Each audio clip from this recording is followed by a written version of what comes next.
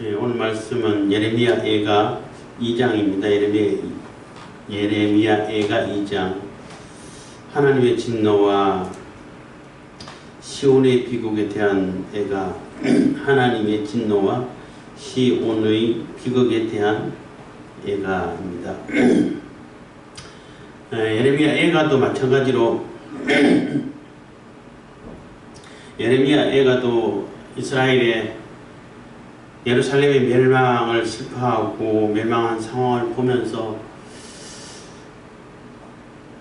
그 슬픈 노래를 이렇게 실어진 것인데, 이 장에서는 하나님의 진노가 얼마나 극심했다는 것을, 이스라엘에 대한 그 진노를 다 쏟아놓는 것을 얘기하면서, 또 그로 인해서 시온이 얼마나 비참해졌는지, 그러기 때문에 하나님께서 속히 지금이라도 회개하고 돌이켜라. 지금은 눈물로 회개하는 것밖에 없다. 이미 다 죽고 또 다 엎드러지고 다 폐허가 되고 이런 상태이기 때문에 지금이라도 하나님께 회개하고 돌아오는 것이 유일한 방법이다, 유일한 살 길이다 라고 말할 수 있는 것입니다. 2장 1절입니다. 슬프다 주여, 슬프다 주께서 어찌 그리 진노하사 처녀 시온을 구름으로 덮으셨는고, 이스라엘의 아름다운 것을 하늘에서 땅에 던지셨으며 진노하신 날에 그 발등상을 기억지 아니하셨도다 해서 슬프다 주께서 어찌 그리 진노하사, 그래서 얼마나 하나님께서 진노를 크게 하셨는가를 이렇게 나타내 보여주고 있는 것입니다. 그래서 너무나 진노를 크게 하셨기 때문에 처녀 시온을, 처녀는 예루살렘 도시를 주로 여성형으로 많이 비유를 하는 거죠. 그래서 처녀 시온은 하나님께서 임재하시고 함께 하시겠다고 약속한 약속의 땅을 얘기하는 겁니다. 시온을 구름으로 덮으셨는 거, 그래서 완전히 구름으로 햇빛이 비춰지지 못하도록 하나님께서 보호하시고, 그동안은 하나님께서 이스라엘을 보호하시기 위해서 구름기둥, 불기둥으로 왔는데, 지금은 하나님께서 이스라엘을 버려버리려고, 잊어버리려고, 안 보려고 이렇게 구름으로 덮어버렸다는 겁니다.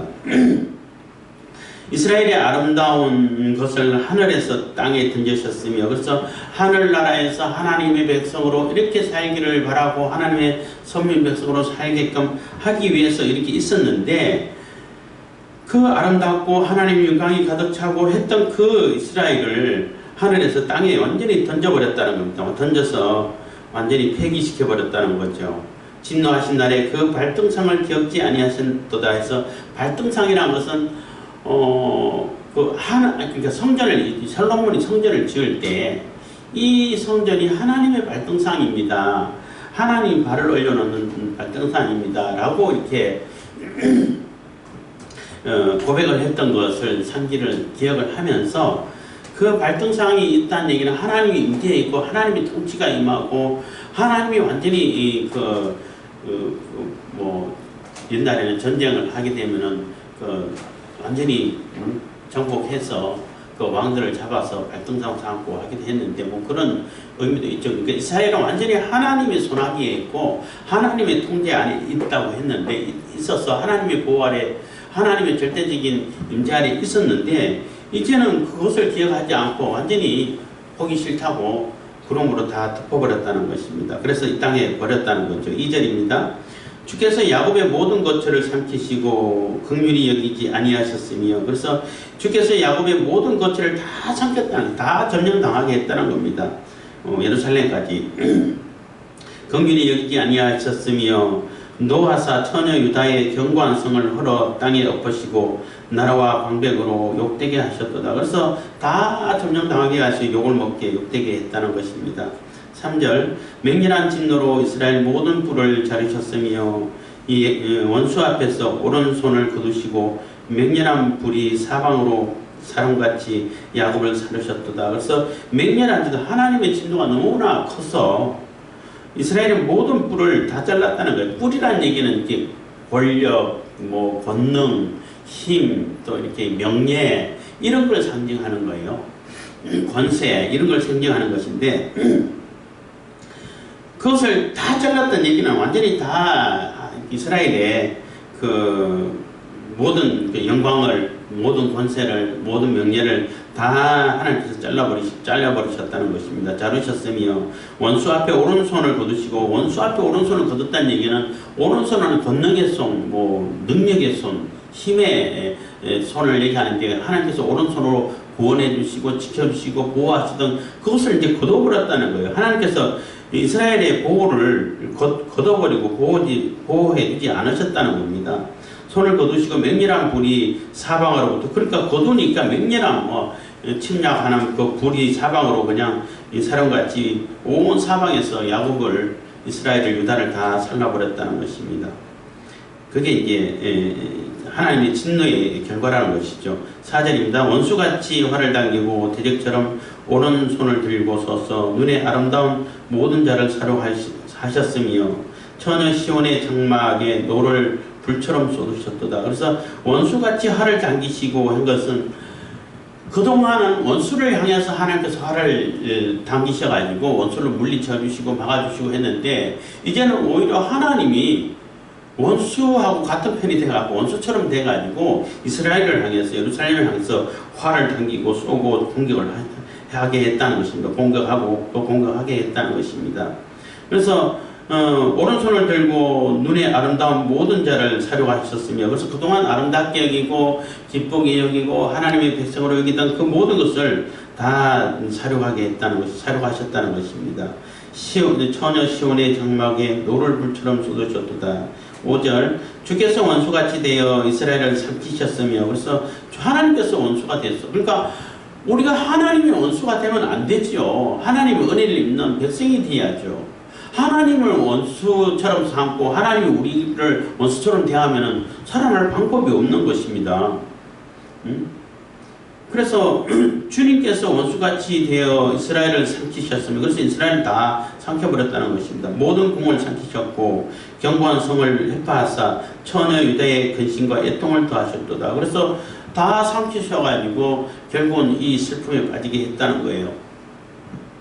그래서 하나님하고 이렇게 함께 지내고 하나님께 기뻐하는 자가 되고 하나님 은혜를 잊는 자가 되고 하나님께서 돌보시는 자가 되고 동맹이 되고 이렇게 되어야 되는데, 하나님보다 권능이 있고 하나님을 능가할 존재가 없는데 그 하나님을 오히려 원수로 삼고 하나님이 우리를 원수처럼 대하면은 이거는 방법이 없는 거죠. 빠져나갈 방법이 없고 해결할 방법이 없는 거예요.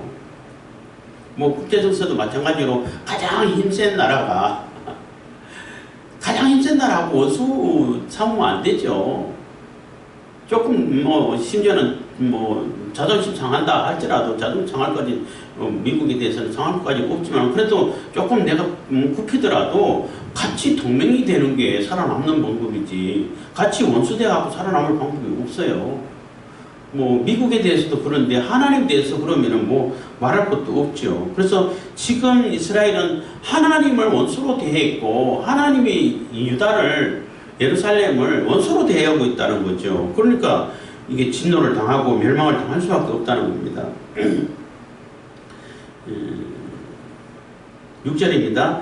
성막을 동산의 초막같이 헐어버리시며 공의 처소를 회파하셨도다. 여호와께서 시온 가운데에서 절기와 안식일을 잊어버리게 하시며 진노와 왕과 제사장을 멸시하셨도다. 그래서 성막을 동산의 초막같이 헐어버렸다는 얘기는, 성막은 뭐 성전을 얘기하는 거죠. 성전 가장 중요하게 여기고 하나님의 인재의 상징이고 우리가 하나님 앞에 나갈 때 하나님과 우리가 만날 수 있는 장소고, 하나님께서 우리를 죄를 사해 주시는 장소고, 하나님이 우리와 함께 하시는 임마누엘을 이루는 그러한 장소가 성막이고 성전인데, 그 성막을 동산의 초막같이 헐어버렸다는 얘기예요.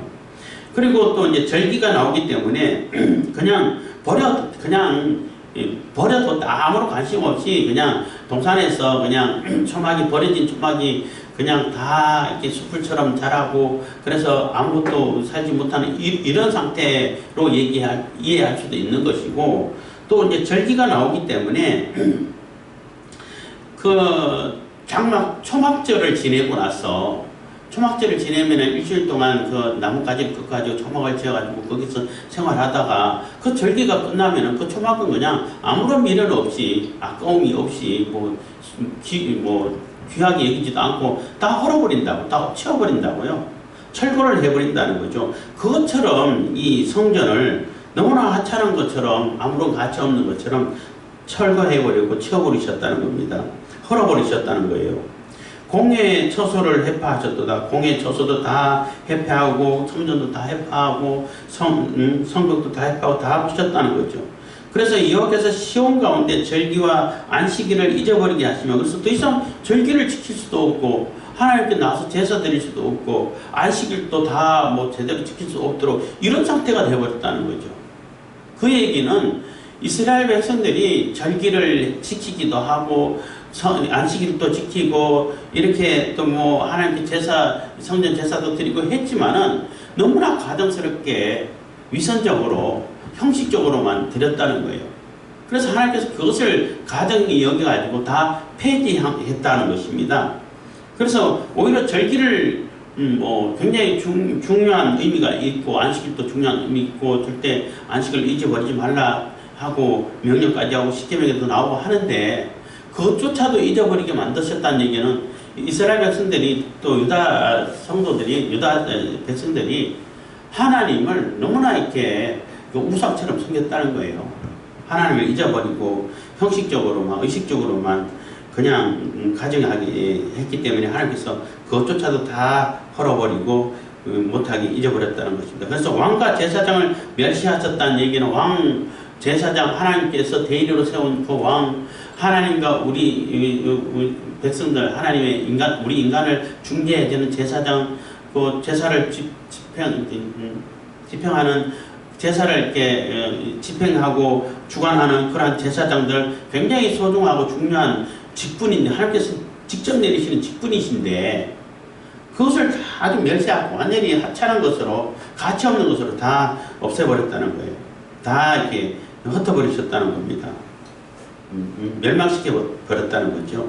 7절입니다. 여호와께서 또 자기 제단을 버리시며 자기 성소를 미워하시며 궁창을 원수의 손에 붙이셨음에 저희가 여호와의 전에서 혼화하기를 절기날과 같이 하였도다. 그래서 여호와께서 또 자기 제단을 버리시며 그러니까 하나님께서 세우신 그 번제단 또 그 성전 또 이 모든 것을 다 허물어 버렸다는 거예요.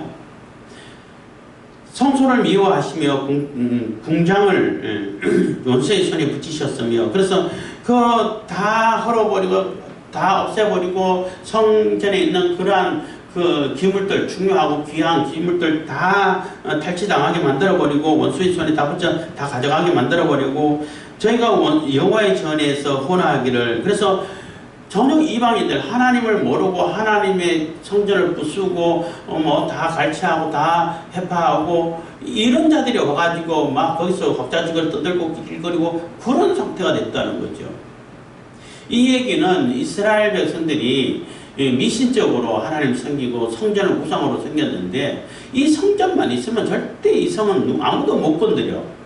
이 성이 예루살렘 성이고 하나님이 보호하시고 하나님의 성전이 있는데 어떻게 여기 감히 들어와 이렇게 해가지고 절대 안 무너질 거다 이렇게 생각하고 자기들은 회개할 생각도 안 하고 그대로 이렇게 악을 행하고 탐욕을 부리고 가정한 짓을 다 하고 가정 우상 다 갖다 놓고 성전에도 근데 하나님께서 그거 헐어버린다고 그랬다 해도 안 듣고 듣지도 않고 거짓 선지자들이 말만 듣고 그렇게 했는데 실질적으로 하나님께서 다 흩어버렸고 거기서 절기를 지키면서 기쁨과 즐거움과 감격으로 감사함으로 하나님께 예배하면서 절기를 지키고 왁자지껄 소리가 나야 되는데 지금은 원수들이 들어와가지고 탈취하느라고 사람 죽이느라고 이게 떠들고 소란을 피우고 있다는 거예요.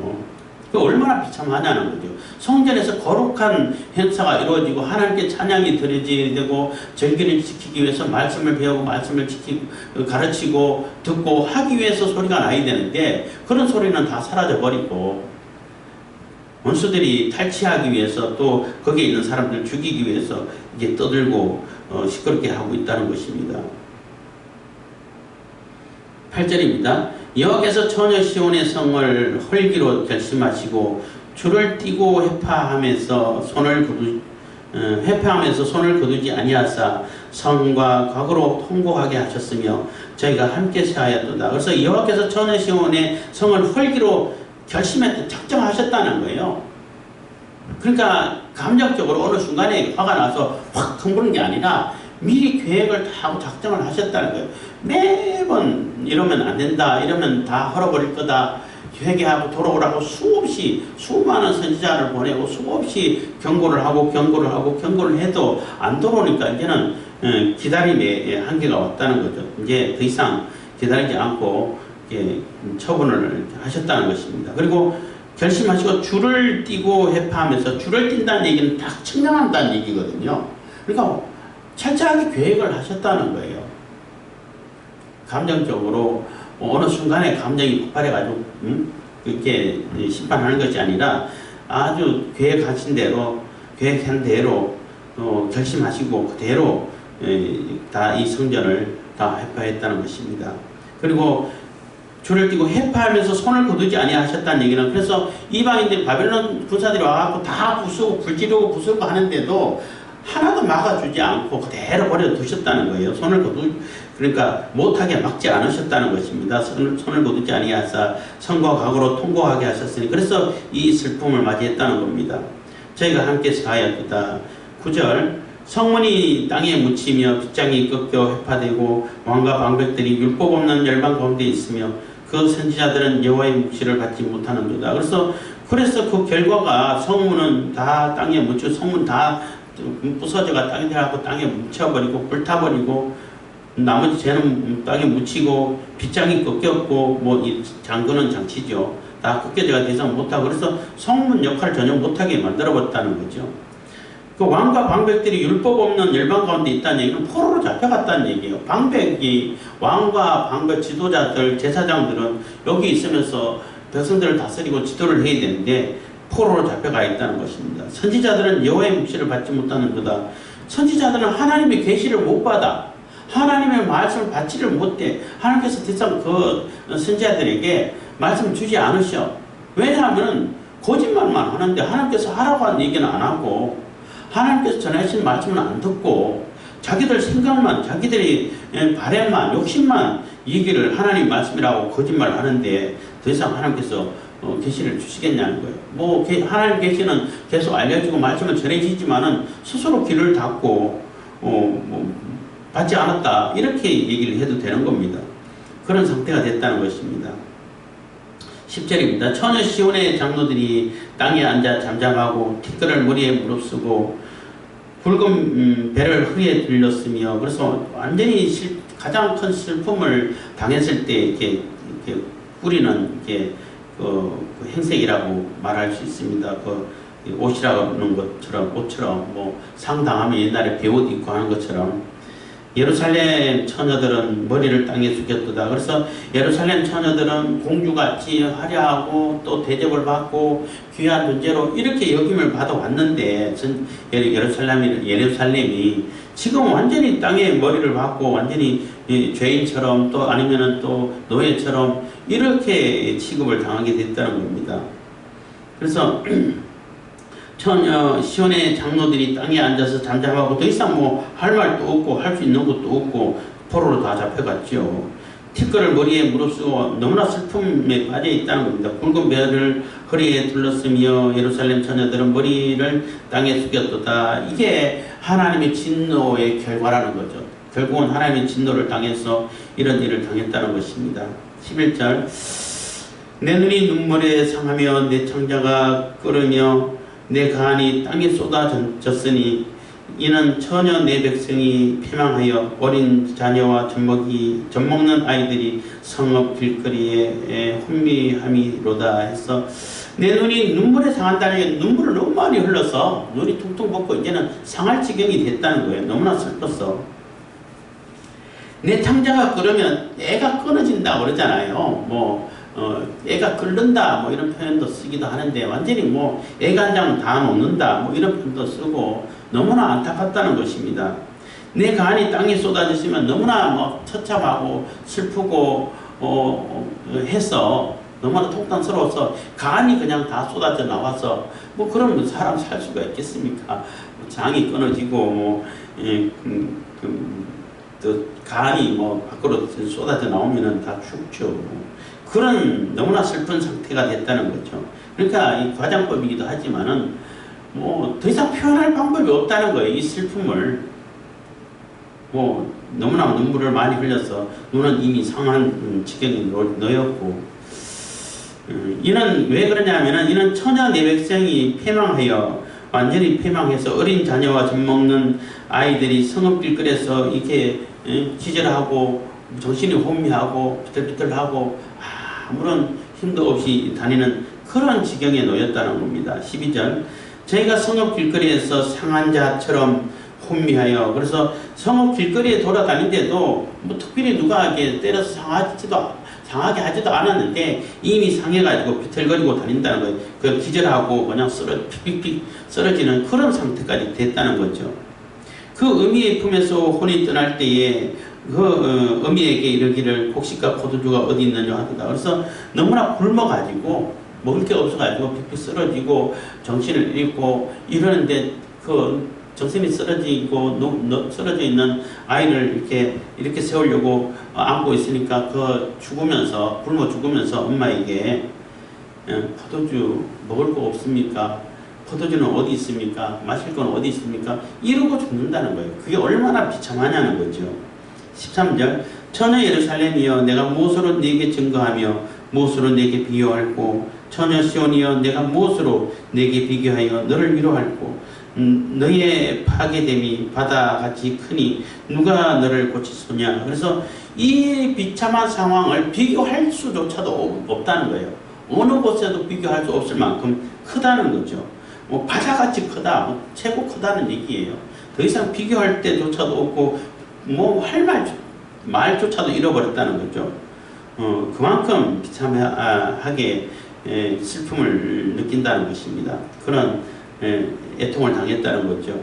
14절 내 선지자들이 내게 대하여 헛되고 어리석은 묵시를 보았으므로 내 죄악을 드러내어 내 사로잡힌 것을 돌이키지 못하였도다. 저희가 거짓 경고와 미혹해 할 것만 보았도다. 그래서 이렇게 된 이유가 가장 큰 이유가 물론 여러 가지 있겠지만 가장 큰 이유가 내 선지자들이 내게 대하여 그러니까 선지자들이 예언을 할 때에 하나님 말씀 전할 때에 하나님 말씀을 전해야지. 하나님께서 하라고 하신 것을 해야지. 하나님께서 전하라고 한 그 말씀을 그대로 전해야 되는데 하나님 말씀을 다 외면해버리고 귀를 막아버리고 전하지 않고 자기 생각을 전했다는 겁니다. 이게 오늘날도 굉장히 좀 심각하게 생각해 볼 필요가 있어요. 뭐 설교하고 말씀 전하고 할 때에 주로 이제 목사님들 생각을 많이 전할 때가 많죠. 이 성경 구절을 빙자해가지고 그거를 이렇게 빙자해가지고 자기 하고 싶은 얘기를 자꾸 성경 내용하고 상관없이 이러니까 자꾸 왜곡되게 되고 자꾸 이단 사상이 돌아와도 분별하고 하지 못하고 빠지게 되고 이런 경향들이 좀 있었다고 봐요. 지금도 뭐 없다라고 말할 수는 없죠. 그래서 성경에서 무슨 얘기를 하고 있는지, 성경에서 뭘 얘기를 하려고 하는지, 성경에서 무슨 얘기를 이어져 가고 있는지를 성경 말씀을 전하고 성경에서 전하는 메시지를 전하는 것이 중요한데 거기에 대해서는 너무나 사실 부족하다는 거죠.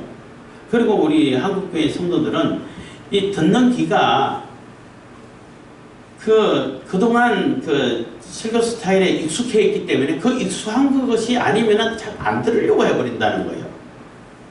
너무나 쉽게 설명해줘도 안 들어. 뭔 말인지 모른다고 얘기를 해. 근데 그런 스타일에 익숙하지 않는 처음 듣는 사람들은 아유 성경을 그렇게 잘했지 풀어주고 쉽게 설명 잘해서 참 이해하기 쉽다고 얘기하는데 같이 들었는데 올해 몇십 년간 신앙생활을 한 분들은 무슨 말인지 잘 모르겠다고 얘기하고 나온 지 며칠 안 되는 그런 성도들은 너무나 쉽다고 얘기하고 그러면 뭐가 문제가 있다는 얘기 아니에요?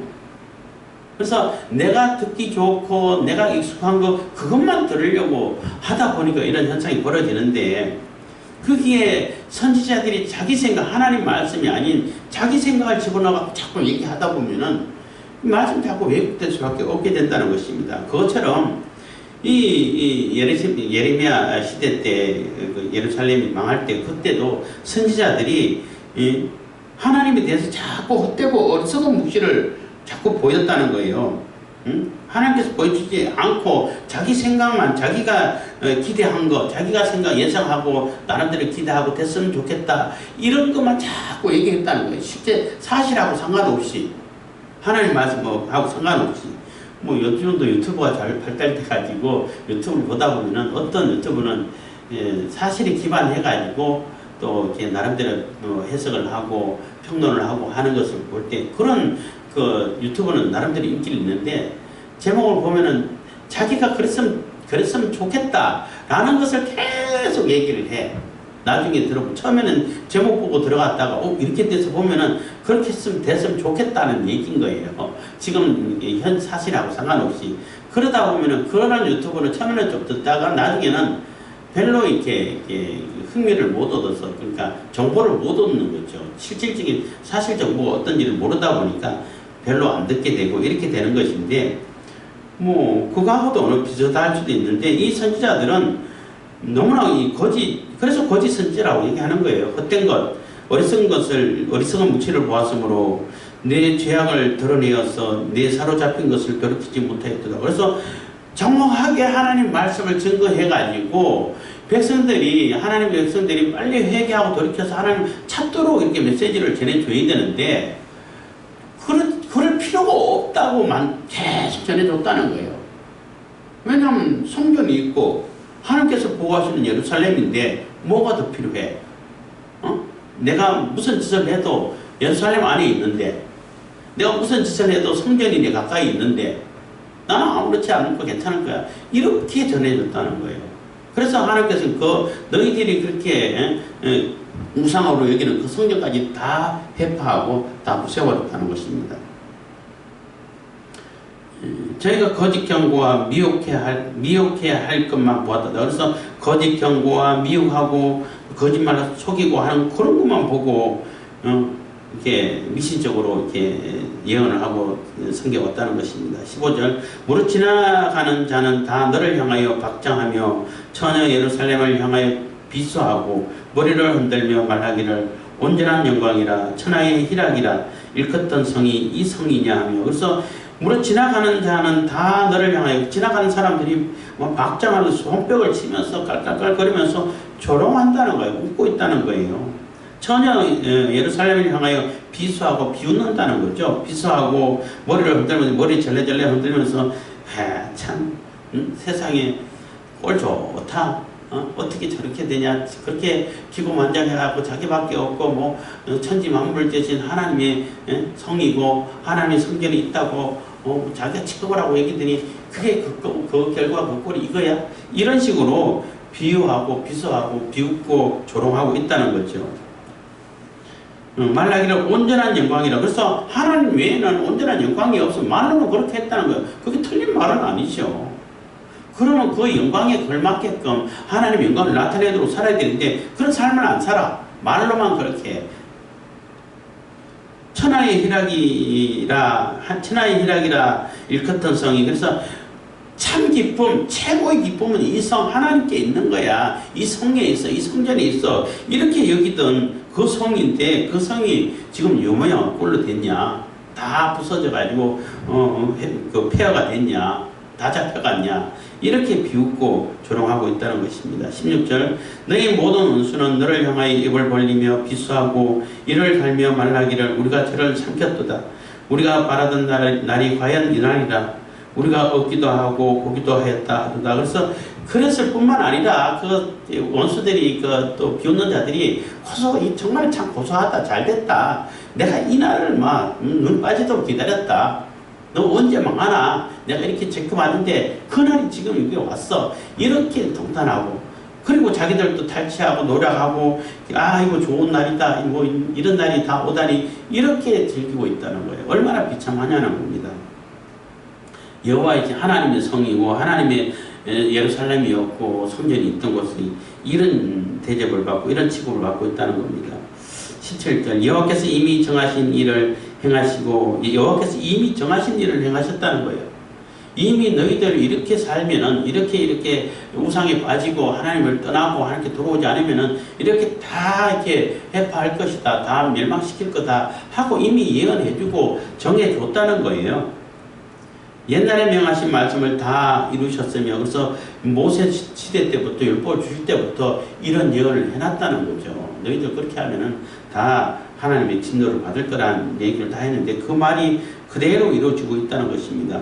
긍휼히 여기지 아니하시고 회파하사 원수로 너를 인하여 즐거워하게 하며 너의 대적의 뿔로 높이 들게 하셨도다. 그래서 이스라엘의 뿔이 유다 예루살렘의 뿔이 높아지는 것이 아니라 그 뿔은 하나님께서 다 잘라버리고 원수들의 뿔을 높이 쳤다는 거예요.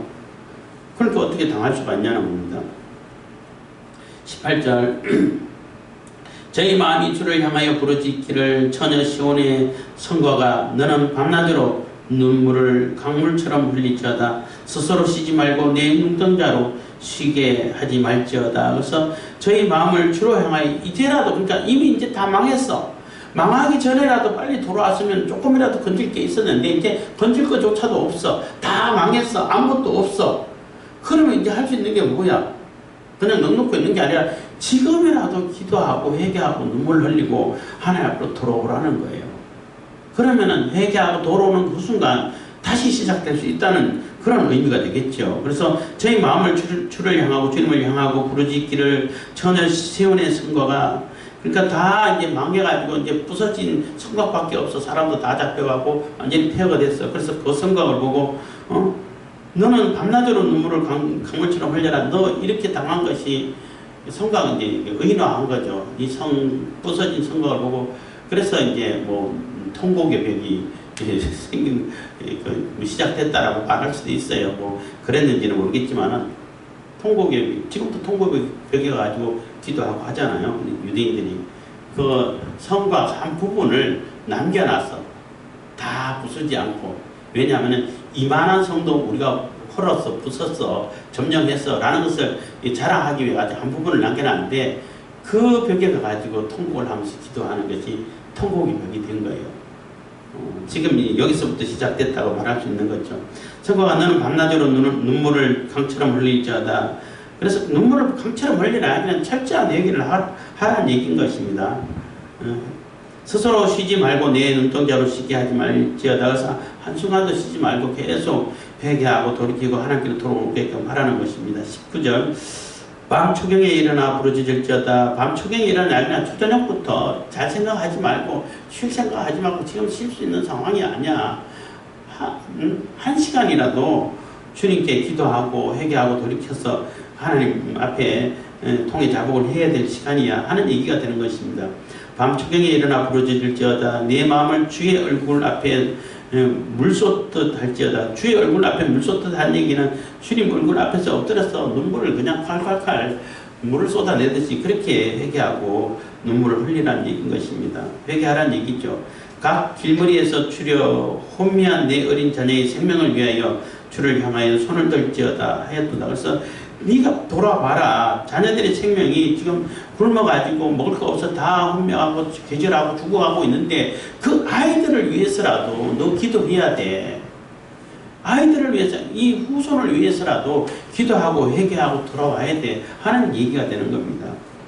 20절입니다. 여호와여 감찰하소서. 이게 이같이 행하셨는지요. 여인들이 어찌 자기 열매 곧 손에 받던 아이를 먹어오며 제사장들과 선지자들이 어찌 주의 성소에서 사욕을 당하오니까. 그래서 여호와의 감찰 하나님께 그러니까 기도할 때 기도하는 내용이라고 말할 수 있는 거죠. 제발 좀 살펴봐 주시고 감찰해 주시고 돌아봐 주십시오. 지금 어떻게 됐습니까? 이게 이같이 하나님께서 이렇게 진노를 쏟으신 그 대상이 누굽니까? 하나님 백성 아닙니까? 여인들이 어찌 자기 열매에 곧 손에 받던 아이를 먹으면 자기가 낳은 아이를 자기가 삶아 먹는 그런 말 너무나 끔찍하고 비참한 상황을 맞이했다는 거예요. 그런 상황까지 왔고 제사장들과 선지자들이 어찌 주의 성소에서는 하나님께 제사하고 예배하고 하나님께 기도하고 하나님을 찬양하고 또 하나님의 기도의 향을 올리고 속죄의 함을 받고 하나님 만나고 이러지 않고인데 거기서 사륙을 당해. 얼마나 비참하고 끔찍하냐는 겁니다. 그래서 제사장들과 그 선지자들이 어찌 주의 성소에서 사륙을 당하오리까 21절 노인은 다 길바닥에 엎드러져 싸우며 그러니까 노인이나 젊은 자는 다 길바닥에 엎드러졌다는 것입니다. 노인들은 먹을 거 없어서 힘이 없어 쓰러지고 젊은이는 칼에 쓰러지고 칼에 안 맞아도 먹을 게 없어 쓰러지고 내 처녀들과 소년들이 칼에 죽었나이다. 다 처녀들 소년들 젊은 사람들은 그래도 뭐 오래 버틸 수 있잖아요. 그래도 다 칼에 다 쓰러졌다는 거예요. 굶어서 쓰러지고 칼에 쓰러지고 이랬다는 겁니다. 주께서 진노하신 날에 죽이시되 긍휼히 여기지 아니하시고 사륙하셨나이다. 그래서 하나도 긍휼을 베풀지 않고 자비를 베풀지 않고 다 이렇게 죽게 만들었다는 거죠. 다 사륙하셨나이다.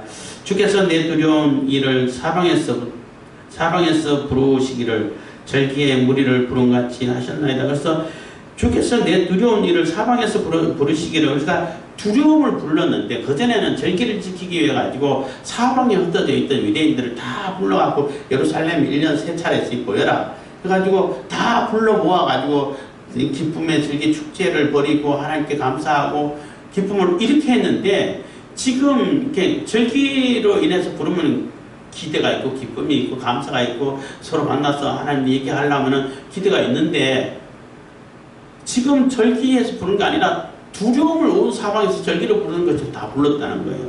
그러니까 얼마나 이 유다인들이 비참하고 또 두려움에 떨 수밖에 없게 되고 이게 철저하게 진노를 당할 수밖에 없게 됐냐는 것입니다. 절기에 무리를 부름같이 하셨나이다. 여호와께서 진노하신 날에 피하거나 남은 자가 없었나이다. 내 손에 받들어 기르는 자를 내 원수가 다 멸하였나이다. 그래서 하나님의 진노하심 임함으로 인해 가지고 그 진노를 피할 존재가 없었다는, 피하고 남은 자가 하나도 없다는 거예요. 다 죽었다는 거죠. 물론 이제 포로로 잡혀간 자들이 남은 자들이 되겠죠. 내 손에 받들어 기르는 자, 내가 낳아가지고 가르치고 기르고 하나님의 백성으로서 하나님의 일꾼으로 제대로 세우려고 하는 이런 자들까지 원수가 다 죽이고 다 멸망시켜버렸다는 겁니다. 이렇게 했기 때문에 눈물을 그냥 강물처럼 흘러 쏟으면서 회개하고 하나님께 호소하고 하나님께 돌아와서 기도하라는 거예요. 그래서 하나님의 진노가 이만큼 불같이 쏟아졌기 때문에 우리가 이런 비참한 일을 당하는데 이 비참한 일을 당한 이 예루살렘아 제발 좀 지금이라도 기도하고 지금이라도 돌아와서 회개하고 하나님을 찾으라는 거예요. 하나님을 찾게 되면은 하나님께서 다시 시작시켜 주신다는 거예요. 다시 회복시켜 주신다는 거죠. 그 믿음을 가지고 그 소망과 희망을 가지고 기도를 간절히 요청하고 있는 거예요. 그래서 이 애가를 지울 수밖에 없고 이 애가를 부르면서 하나님께 돌아와야겠구나. 하나님께 돌아오는 것이 우리의 길이구나. 우리의 살 길이구나. 라는 것을 간절히 설명해 주고 있는 것입니다. 그래서 우리가 하나님의 진노 앞에서 어리석게 거짓 예언의 거짓 선지자에 따라가지 않고 하나님 말씀을 정확하게 분별해서 하나님의 백성으로서 하나님께 은혜를 입는 자가 돼야지 진노를 입는 자가 되면 안 된다는 거죠. 하나님의 진노에서 피할 존재가 없기 때문에 그렇다는 것입니다. 그래서 다 하나님의 은혜를 입고 하나님께 영광과 찬송이 되는 그러한 우리들이 다 되길 바라겠습니다. 기도하겠습니다. 사랑해 주시면 감사합니다. 이 시간에도 은혜와 복을 베푸시면 감사드립니다. 저희들의 모든 사정을 주님께서 하시오니 주님께서 살펴봐 주시고 저희들이 주님을 떠나지 않도록 주님 앞에 온전히 돌아올 수 있도록 또 주님 앞에 범죄하였을지라도 철저하게 회개해서 주님을 떠나지 않고 주님과 동행할 수 있는 그러한 복된 삶, 귀한 삶을 살아갈 수 있도록 하여 주시옵소서. 주님께서 베푸신 은혜를 늘 기억해서 은혜의 백성이 되고 진노의 자녀가 되지 않도록 주님께서 저희들을 붙잡아 주시옵소서. 하나님의 진노를 두려워할 줄 알고 하나님의 은혜를 그리워할 줄 아는, 기뻐할 줄 아는 그러한 믿음의 성도들, 복된 성도들이 다 되게끔 하시길 원하고 예수님 이름으로 기도드립나이다. 아멘. 카메라 꺼주세요.